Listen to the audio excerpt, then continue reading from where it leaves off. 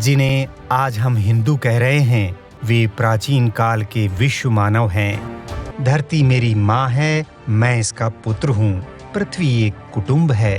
पृथ्वी को कुटुंब मानने वालों पर मध्यकाल में उनका आक्रमण हुआ जो पृथ्वी को बिलीवर और नॉन बिलीवर में बांटते थे।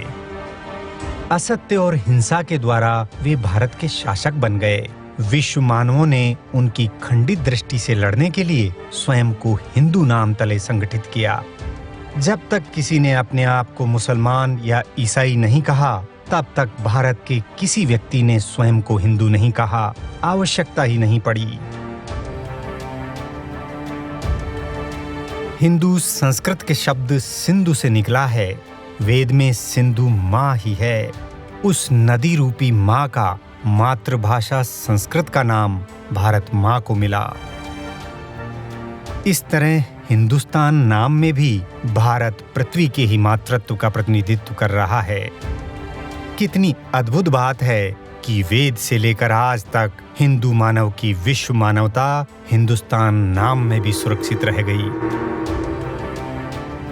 वेद से लेकर आज तक हिंदुओं का नदी पूजन का भाव नहीं बदला, प्रकृति पूजा का धर्म नहीं बदला।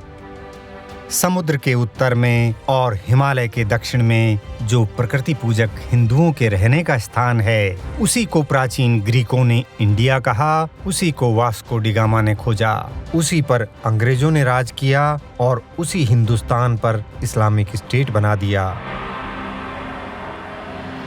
उसी की पहचान मिटाने के लिए आज दक्षिण एशिया कहा जा रहा है। ये संस्कृत भाषा के प्रभाव का, ये धर्म की संस्कृति का और ये मौर्यों के राज का भारत है। आज कोई ये बात बताता नहीं कि भारत ने कितना भारत खोया है। भारत भूमि और योगी का शरीर अलग नहीं है। सिद्ध और योगी इस भूमि पर निर्बाध विचरण करते थे। पर्यटन तो एक उपभोक्तावादी व्यवहार है। भारत के अलग अलग ऊर्जा स्थलों का तीर्थाटन साधना की प्रधान प्रवृत्ति रही है। भगवान विष्णु कहते हैं कि मैं इस भारतवर्ष में सदा विराजमान रहता हूँ। 1947 में जो लोग टेबल पर बैठकर रेखाएं खींच रहे थे, उनको विष्णु या देश के किसी आध्यात्मिक स्वरूप में विश्वास ही नहीं था। उनके लिए राष्ट्र एक भौतिक आवश्यकता थी। इसलिए उनको थोड़ी ही दूर पर गुरु नानक जी का जन्म स्थान याद नहीं आया। राष्ट्र निर्माण में वे आचार्य शंकर के योगदान को नहीं जानते थे। वे शारदा पीठ और लाहौर का महत्व ही नहीं जानते थे। वो कैसा हिंदुस्तान बना जिसमें न सिंधु है, न गंगा सागर और न ही कैलाश। भारत के मस्तिष्क में कैलाश है, चरणों में भी कैलाश है और भारत की गोदी में भी कैलाश ही खिला है। और कैलाश पर आदि योगी हैं, योग है। योग का भारत स्वरूप शिक्षा में बताया नहीं जाता।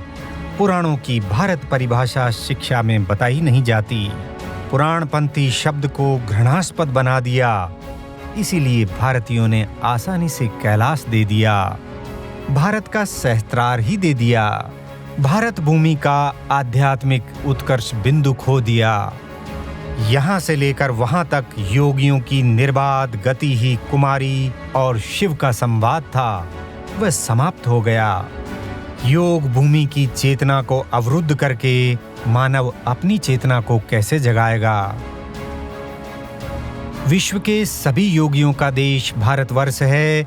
सभी इस देश में निर्बाध विचरण करें तथा इसके इतिहास और संस्कृति को जानें।